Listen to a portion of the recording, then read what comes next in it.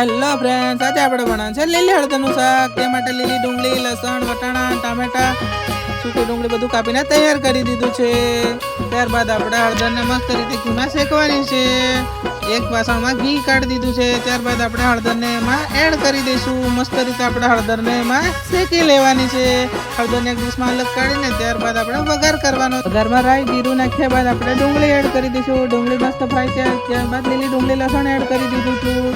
ત્યારબાદ આપણે વટાણા એડ કરી દેવાના છે અને થોડા ટામેટા એડ કરી દઈશું. મસ્ત રીતે તેને આપણે ફેરવી લેવાનું છે. એટલામાં મરચું મસાલો એડ કરી દેવાનો છે. સૂકું લસણ એડ કરી ગ્રેવી બનાવવા માટે પાણી એડ કરી દીધું હતું થોડું મસ્ત રીતે.